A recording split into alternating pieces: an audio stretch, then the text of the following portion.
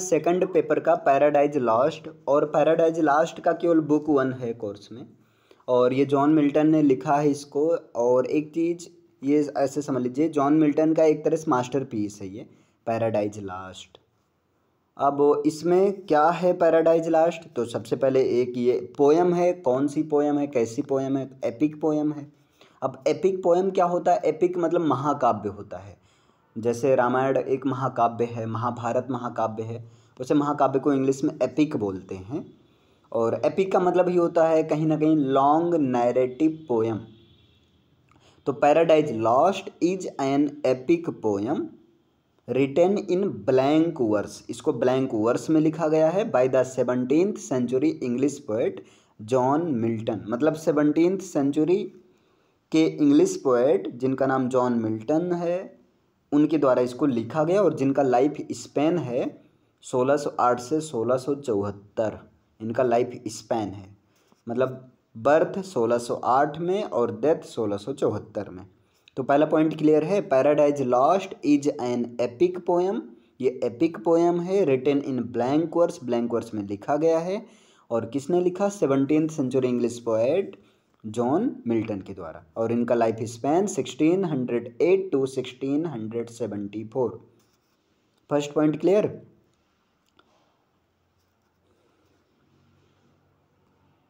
अब देखिए second point क्या है, the first version published in 1667 consist of 10 books with over 10,000 lines of verse. यानी कि पैराडाइज लास्ट का जो फर्स्ट वर्जन पब्लिश हुआ 1667 ईस्वी में पब्लिश हुआ, जिसमें केवल 10 किताबें थी, मतलब कंसिस्ट ऑफ 10 बुक्स थी, और जहाँ पर ओवरऑल जो है 10,000 लाइन्स ऑलमोस्ट इतनी थी। लेकिन इसका सेकंड एडिशन यानी कि second version followed in 1674 arranged into 12 books. इसका जो सेकंड एडिशन आया ये 1674 ईस्वी में आया, और जहाँ पर 2 किताबें और आ गई, मतलब 12 किताबों का ये कलेक्शन हो गया। कंसिस्ट एक तरह से, हाँ ठीक है, consist of 12 books is the second edition of the Paradise Lost that is published in 1674।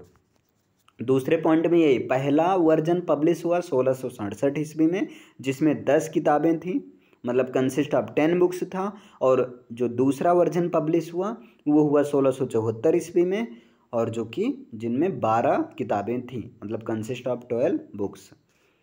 फिर यहाँ पर it is considers to be Milton's masterpiece. ये जो है पैराडाइज लॉस्ट मिल्टन का मास्टरपीस के रूप में कंसीडर किया जाता है। अच्छा एक चीज़ और है, कहीं कहीं मास्टरपीस को लिख दिया जाता है मैग्नम ओपस।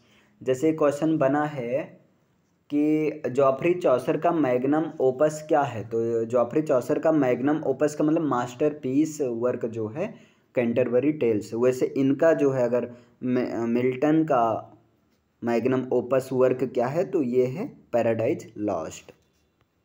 अब नेक्स्ट देखिए फोर्थ पॉइंट क्या है, the poem concerns the biblical story of the fall of man. यहाँ पर देखिए ये पोएम जो है एक प्रकार की बिब्लिकल स्टोरी है, मतलब बाइबल से ली गई एक कहानी है जिसमें एक फॉल ऑफ मैन, यानी कि फॉल ऑफ मैन ऐसे समझो जैसे बाइबल एक किताब है, ठीक है, होली बुक है क्रिश्चियंस की, तो वहाँ पर फॉल ऑफ मैन की एक कहानी को उठाया गया है इसमें।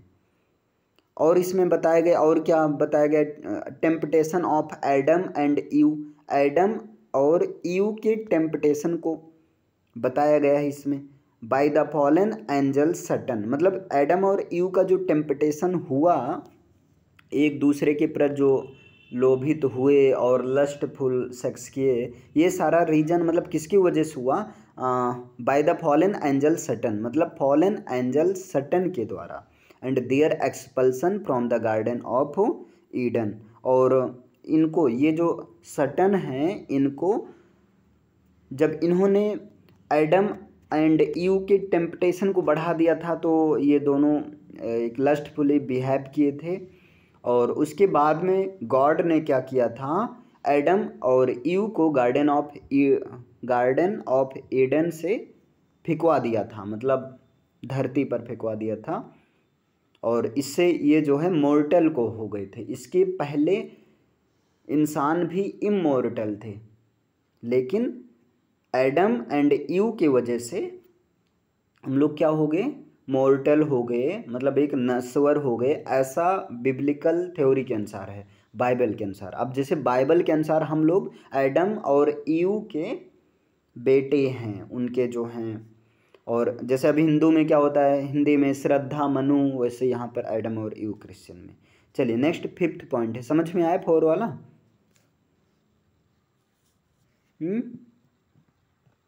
चलो ठीक है, फिर आगे चलते हैं। देखो यहाँ पर 4th हो गया। 5th पॉइंट है John Milton.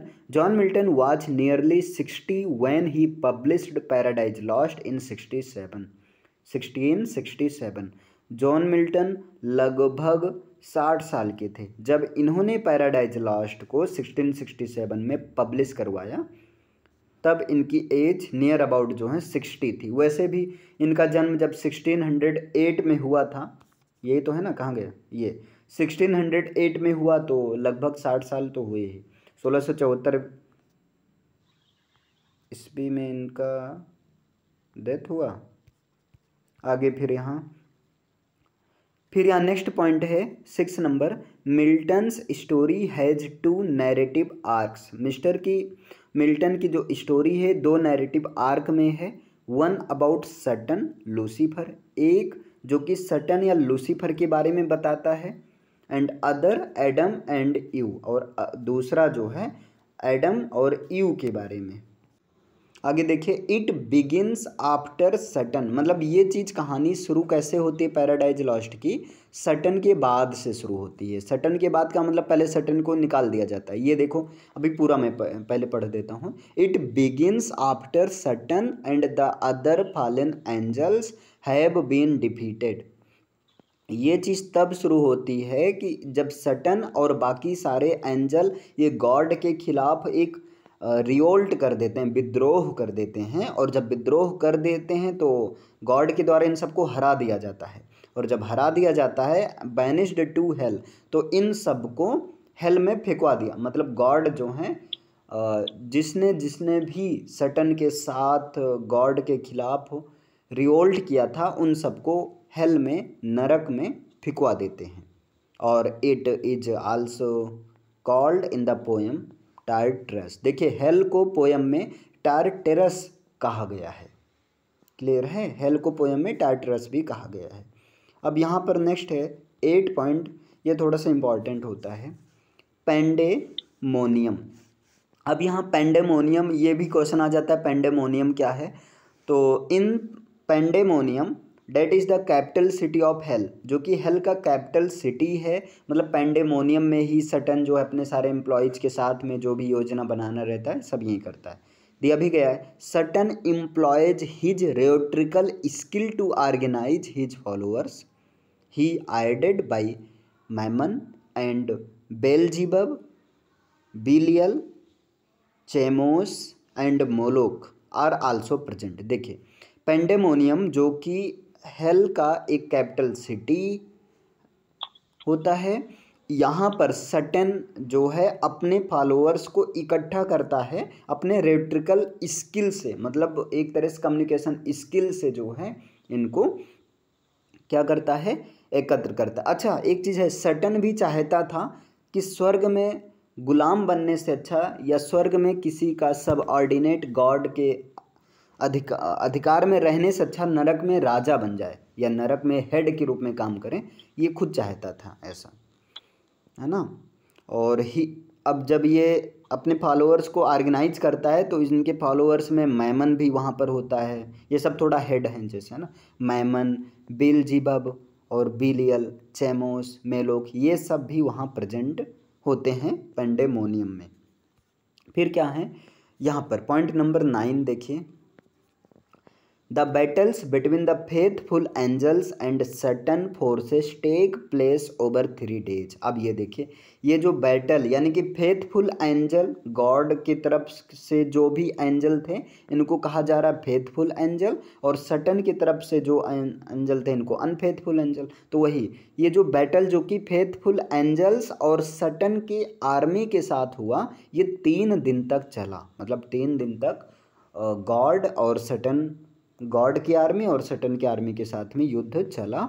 At the final battle, और फाइनल बैटल में इवेंचुअली क्या होता है, the son of God single handedly, मतलब जो गॉड सन ऑफ गॉड है ना, वो अकेले ही क्या किए, defeats the entire legion of angelic rebels. इन्होंने क्या किया, जितने भी जो एंजल थे जो कि इनके खिलाफ रिबेल्स कर रहे थे, इन सबको हरा दिया। एंड बैनिसेस देम फ्रॉम हेवन, और इनको हेवन से खदेड़ दिया, भगा दिया, मतलब निकाल दिया, हेवन से क्या कर दिया, निकाल दिया, और नरक में भिजवा दिया, फेंक दिया। The following this purge God creates the world, और इसके बाद में गॉड ने एक ऐसा वर्ल्ड क्रिएट किया, culminating in his creation of Adam and Eve, और अपने क्रिएशन में इन्होंने एडम और ईव अपने ही जैसे जीवों को यहाँ पर रखा, है ना। कहाँ पर, ये जो गार्डन ऑफ एडन था इसमें जो है, जैसे भगवान ने सोचा कि मैंने कई पूरे मतलब डिफरेंट टाइप के ऑर्गेनिजम्स को बनाया है, जीवों को बनाया है, लेकिन अपने जैसे किसी जीव को नहीं बनाया। तो इन्होंने अपने जैसे जीव को पहले एडम को बनाया था, फिर एडम गार्डन ऑफ एडन में अकेला रहता था, फिर इसे बहुत ज़्यादा सारी सुख सुविधाएं थी, लेकिन इसका कोई कंपेनियन नहीं था। तो इन्होंने गॉड से रिक्वेस्ट की कि देखो महाराज, अकेले ऐसे मज़ा नहीं आ रहा है, तो कंपेनियन कोई मुझे चाहिए। तो इनके एडम के पसली से ईव का जन्म हुआ था, मतलब एडम के पसली से ईव जो है आई थी। आगे चलकर कहानी में थोड़ा सा ट्विस्ट आता है, जब ईव जो है वो फॉरबिडन ट्री या फ्रूट ऑफ फॉरबिडन ट्री को खा लेती है, तो एडम सोचता है कि ये मेरी पसली से बना है, अगर मान लो इसे सज़ा मिल जाती है तो फिर से मैं अकेला हो जाऊंगा, इससे अच्छा मैं भी खा लेता हूँ, मतलब फ्रूट को मैं भी खा लेता हूँ, इससे जो सज़ा होगी, जो सज़ा इसको होगी वही सज़ा मुझे भी होगी, कम से कम साथ साथ रहेंगे। तो मतलब ये आगे अभी बताते हैं। देखिए, while God gave Adam and Eve total freedom and power to rule over all creation. देखिए यहाँ पर गॉड ने सारे क्रिएशन के ऊपर पावर करने के लिए और ओवरऑल टोटल फ्रीडम जो है एडम और ईव को दे रखे थे God. He gave them one explicit command, लेकिन गॉड ने इसी के साथ में उनको एक चीज़ के लिए मना भी किया था, और वो था not to eat fruit from the tree of knowledge of good and evil. उन्होंने ये मना किया था कि तुमको ट्री ऑफ नॉलेज का फ्रूट नहीं खाना है, इसके अलावा बाकी तुम सब चीज़ ऑन पेनाल्टी ऑफ डेथ, क्योंकि अगर तुम ये फ्रूट ऑफ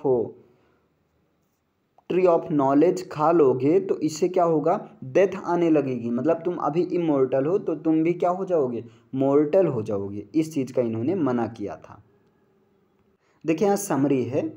अब समरी क्या है, the story of Adam and eaves temptation and fall is a fundamentally different new kind of epic a domestic one. देखिए यहाँ पर एडम एंड ईव के जो टेम्पटेशन की कहानी, और वो जो हैं फंडामेंटली डिफरेंट कैसे हैं, एक तरह से ये जो है एक न्यू काइंड ऑफ एपिक है, आप डोमेस्टिक टाइप की एपिक भी इसको कह सकते हैं।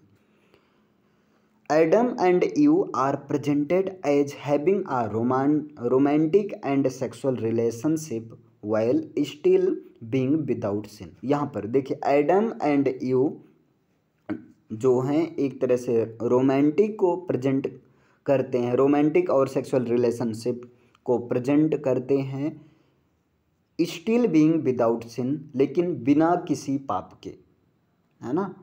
और they have patience and distinct personalities, इनके पास पैशंस हैं और एक डिस्टिंक्ट यूनिक पर्सनालिटीज भी हैं इनकी।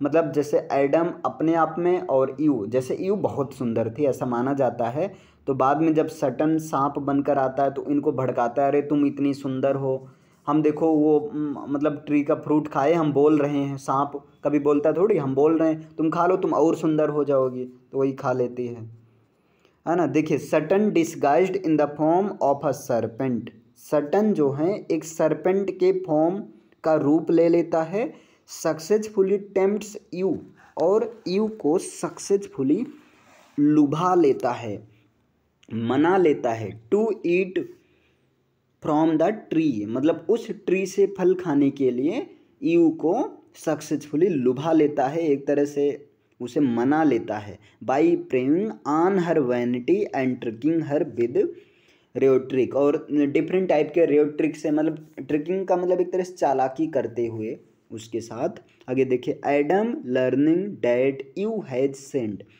एडम ये पाता है, एडम को समझ में आ जाता है कि यू ने तो पाप किया है, नोइंगली कॉमिट्स द सेम सन, और ये जानते हुए भी एडम भी वही सेम पाप, वही पाप ये भी कर लेता है, ये वही अभी बताए थे ना, ये भी सोचता है ठीक है मरेंगे तो साथ मरेंगे। आगे ही डिक्लेयर्स टू यू, वो यू को इस बात का डिक्लेयर कर देता है, बता देता है, that since she was made from his flesh, कि जैसा कि वह मतलब यू उसके फ्लेश से बनी है, उसके मांस से मतलब पसली से बनी है, they are bound to one another, तो एक दूसरे से बाउंड है, इफ सी डाइज, अगर वो मरती है, ही मस्ट आल्सो डाई, तो वो भी मर जाएगा, मतलब वही साथ में जिएंगे साथ में मरेंगे, वही वाली कहानी है।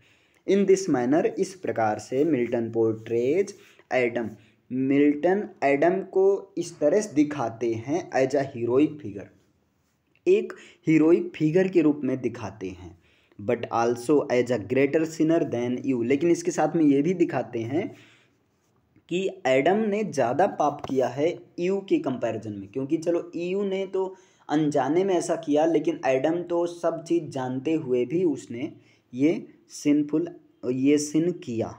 क्लियर इतना।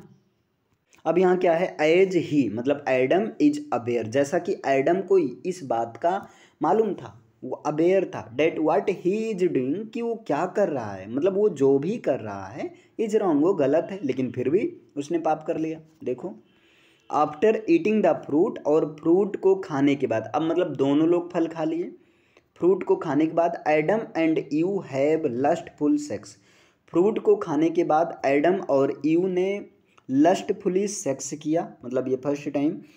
एट फर्स्ट, पहले तो एडम इज कन्विंस्ड, पहले तो एडम को बड़ा अच्छा लगा, उसने कन्विंस किया, that you was right in thinking, कि यू सही थी, ठीक है जो हुआ यू ने सही किया, that eating the fruit would beneficial, कि ये जो फल का खाना ये बेनिफिशियल होगा, मतलब पहले तो एडम ने ये बात सोचकर उसे मतलब यू को सही बताया कि चलो ठीक है, अब फ्रूट को खाएं तो कहीं ना कहीं बेनिफिशियल ही होगा।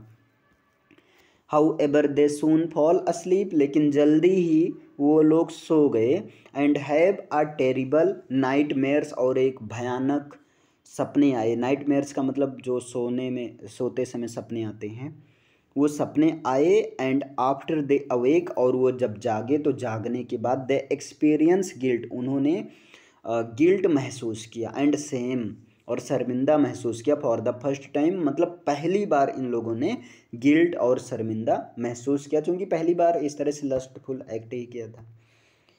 Realising that they have committed a terrible act against God, और इस चीज़ का रियलाइज करते हुए, महसूस करते हुए कि उसने गॉड के खिलाफ एक बहुत ज़्यादा टेरिबल एक्ट किया है, मतलब भयावह काम किया है, गलत किया है। दे इंगेज इन म्यूचुअल रिक्रिमिनेशन, और वो एक म्यूचुअल रिक्रिमिनेशन में इंगेज हो गए, है ना, एक दूसरे के साथ में। मीनवाइल, इसी बीच में सटन रिटर्न्स ट्रायम्फेंटली टू हेल, इसी बीच सटन जो है एकदम से विजय का पताका लेते हुए नरक में पहुंचता है, amid the praise of his fellow fallen angels, और जो है इससे क्या होता है, जो उसके फेलो फॉलन एंजल्स थे उसकी प्रेज करते हैं, अरे तुम तो तीर मार दे, ये कर दे, वो कर दे। ये भी कहता है ही टेल्स, वो बताता है ना, सटन जो है, ही टेल्स सटन बताता है देम उन लोगों को अबाउट हाउ देयर स्कीम, कैसे उसने अपनी स्कीम वर्कड, उसकी स्कीम कैसे काम की, and man kind has fallen, और मैन काइंड तो भ्रष्ट हो गया, and giving them complete dominion over paradise, और उनको जो है मतलब पैराडाइज के ऊपर से एक कंप्लीटली डोमिनियन कर दिया, मतलब एक तरह से उनको भी भ्रष्ट कर दिया, जो ये जो है एडम और ईव थे, इनको फल खिलाकर। अब यहाँ पर क्या है, एज ही फिनिशेस, जैसा कि उसने फिनिश किया, हिज स्पीच, जैसे ही उसने अपना भाषण खत्म किया, however the fallen angels around him, यद्यपि सारे फॉलन एंजल उनके आसपास थे, जितने भी फॉलन एंजल्स उनके आसपास थे, बिकम हाइडियस स्नेक्स, वो सब सांप के फॉर्म में कन्वर्ट हो गए, सांप बन गए, एंड सून इनफ, और जल्द ही Satan himself turns into a snake, और जल्द ही वो सटन भी सांप के रूप में बदल गया। डिप्राइव्ड ऑफ लिम्स, वो लिम्स से मतलब अंगों से वो जैसे चलने में सक्षम नहीं रहे, है ना, अंगों से उनको डिप्राइव हो गए, एक तरह से लाचार हो गए, एंड अनेबल टू टॉक, ना ही वो चल सकते थे ना ही बात कर सकते थे। अब सांप कहाँ बात करते हैं, सांप कहाँ चल पाते हैं खड़े होकर, मतलब वो खड़े होकर चलने में असक्षम और बात करने में अनेबल हो गए। ऐसा इसलिए हुआ क्योंकि जैसे उधर सन ऑफ गॉड को पता चला, तो सन ऑफ गॉड ने इन सबको जो है, चूंकि वो सटन सांप के रूप में आया था, तो इन सबको सांप बना दिया था, केवल 2 लोग को सांप नहीं बनाया था, और वो जो कि हेल के गेट पर था, मतलब जैसे गेट कीपर, उनको कहा कि तुम जिंदगी भर यहीं रहोगे, हमेशा गेट कीपर ही करोगे। चलो अभी समझ में आया। फिर क्या है 10, इस प्रकार दे शेयर द सेम पनिशमेंट, इस प्रकार।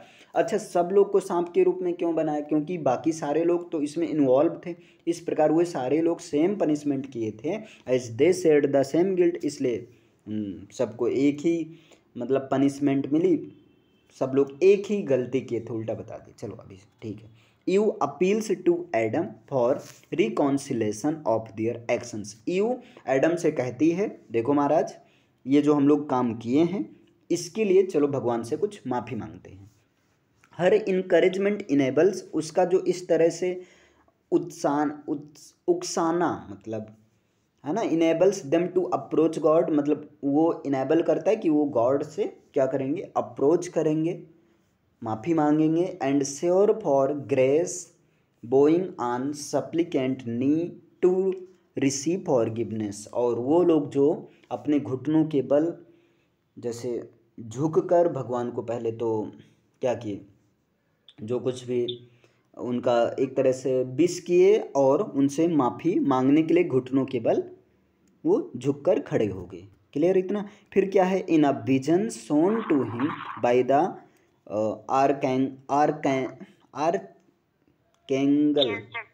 आर्कैंजल, है ना, आर्कैंजल ये बोलेंगे, सॉरी भाई, आर्कैंजल माइकल। अब देखिए यहाँ पर आर्कैंजल माइकल के द्वारा उनको दिखाया गया। अब क्या दिखाया गया, आर्कैंजल माइकल आए और इन दोनों को दिखाए, देखो अब तुम लोग को कैसी सज़ा मिलेगी, दुनिया में जाओगे ऐसे ये झेलोगे वो करोगे। आगे दिया है, Adam witnesses everything that will happen to mankind until the great flood, मतलब ये कह रहे एक बहुत फ्लड आएगा, है ना, और उसमें थोड़ा सा ये होगा। आगे पहले पढ़ते हैं। फिर Adam is very upset by this vision of the future, so Michael archangel Michael also tells him about mankind's potential redemption from original. यहाँ पर यह देखो, जो आर्कैंजल माइकल आए, जैसा कि इनको गार्डन ऑफ ईडन से निकाल दिया गया था, लेकिन गार्डन ऑफ ईडन से निकालने के पहले इनको एडम को दिखाया गया कि हाँ देखो तुम जाओगे, तुमको जो है कितना ज़्यादा कष्ट करना पड़ेगा, इसके पहले बाढ़ वगैरह आएगी, मतलब पूरी कहानी बताया, और कष्ट मतलब तुमको जो है, अब जैसे तुमने एक लस्टफुली मतलब सेक्स किया है, तो तुमको उस अपने परिवार का पालन पोषण करने के लिए तुमको मजदूर की तरह मेहनत करना पड़ेगा। और इनको ईव के बारे में बताया कि ईव को जो है बेबी के जन्म होते समय जितने भी दर्द को बर्दाश्त करना पड़ेगा। मतलब ये सारी चीज़ पहले ही फ्यूचर को इन्होंने बता दिया। तो he Adam is very upset by this vision of the future. Adam जो है, ये चीज़ ईव को नहीं बताया गया यहाँ पर, आर्कएंजल माइकल ने ईव को नहीं बताया, क्योंकि अब वो लड़की थी तो कहीं ना कहीं वो बर्दाश्त नहीं कर पाती। तो वही एडम जो है, लड़के थोड़ा सा जैसे दिल के पत्थर होते हैं है ना, उसी टाइप का। हाँ, ये इन्होंने बताया भी था कि इससे छुटकारा कैसे मिलेगी। तो सिन थ्रू जीसस क्राइस्ट हुम माइकल कॉल्स किंग मसीहा, है ना। यहाँ पर इन्होंने कहा कि ये तब तक मतलब चलता रहेगा जब तक कि मतलब किंग मतलब एक बाढ़ बहुत ज़्यादा आएगी तो उसमें एक नोवा मतलब वही जीवित रहेगा, बचाएगा सबको, और ये तब तक चलता रहेगा ये मॉर्टल वाला जब तक कि किंग मसीहा, मतलब माइकल को किंग मसीहा कहा जाता है,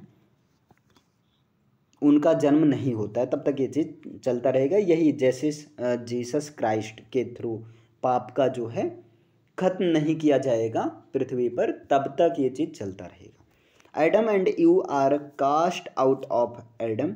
अब एडम और ईव को इस ईडन से निकाल दिया जाता है। एंड माइकल सेज, और माइकल कहते हैं, that Adam may find a paradise within thee happier for.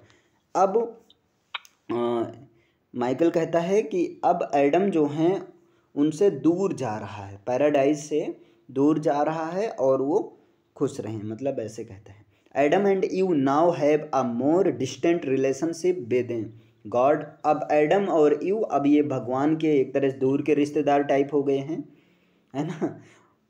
Who is omni present, और जिनके लिए एडम और ईव के लिए भगवान क्या है, एक ओमनी प्रेजेंट है, सर्वशक्तिमान है, बट इनविजिबल, लेकिन दिखाई नहीं देते हैं तो सब जगह दिखते हैं, कहीं नहीं।